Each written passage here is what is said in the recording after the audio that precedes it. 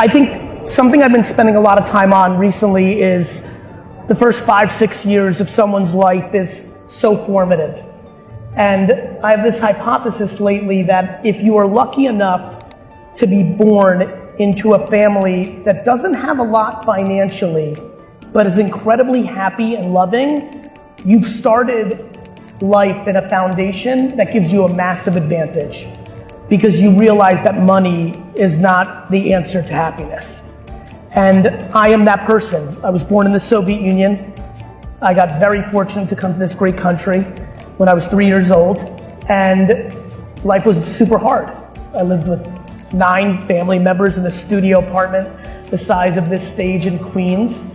We grew up lower middle class the majority of my early childhood, but it was a happy household. My mom, as you mentioned quickly, is the hero of my life, and she instilled incredibly massive foundations for me around kindness and empathy and compassion and all the things. I mean, literally VeeFriends, the IP that I'm building right now on the back of NFTs, which will have the biggest booth at this convention in 10 years, is really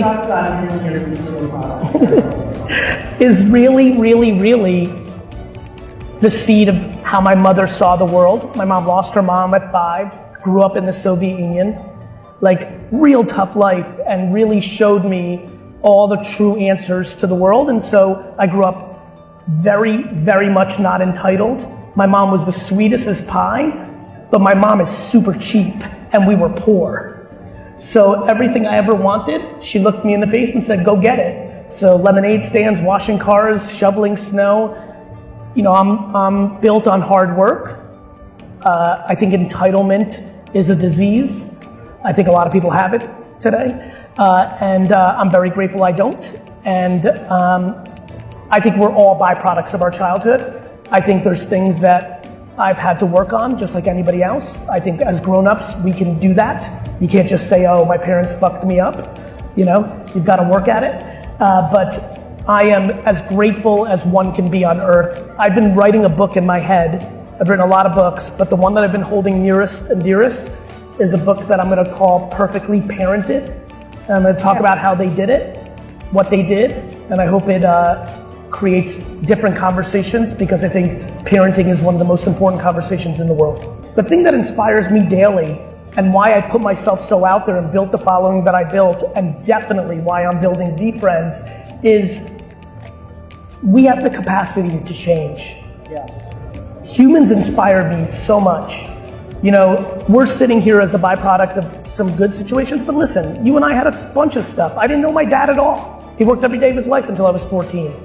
Like, you know, like everyone's got stuff, but taking on the challenge of leaning into optimism and figuring out whether it's meditation, exercise, counseling, education, the consumption of positive content versus negative content, or whatever your path is, I think it's really inspiring that we have the capacity to evolve as well. And that's what I spend my life on, which is I have a level of guilt and gratitude of thinking I had a great situation, and I want to and continue to push the conversation that if one doesn't, you have so much capacity to change your outcome, and I'm inspired by that. I tell people all the time, you're in control.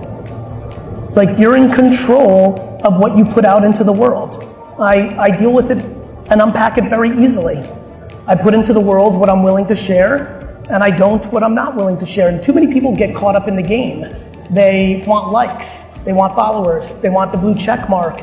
And what usually does well? Kids, family stuff. But as a private person, that's not something I'm willing to share. On the flip side, I'm willing to be the most intellectually generous around everything that's ever worked for me. I think the thing that works for me is when I make a piece of content, I think most people, when they make content, say, what's in it for me? I'm gonna get likes. I'm gonna get a customer. I'm gonna get that blue check mark. I think the reason I have the career I have is from the first video I made about wine on YouTube in February 2006 to the stuff I put out today. My brain has always thought, why would anybody watch this? Like, why are you watching this? Like, why is this good for you? And for me, I have always lived under abundance. You know, I respect people's time. I don't have entitlement. I think I have to fight for it. And so I spend a lot of time reading my direct messages and my emails to try to figure out where the temperature is in the world and what are the issues and what are the opportunities, what do people struggle with, I never talk about anything I've never done.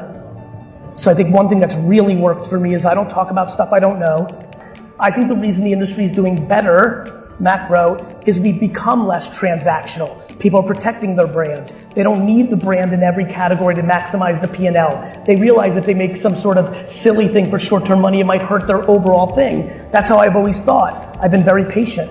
I never do anything that can tarnish me. I really work on that. I think it's important.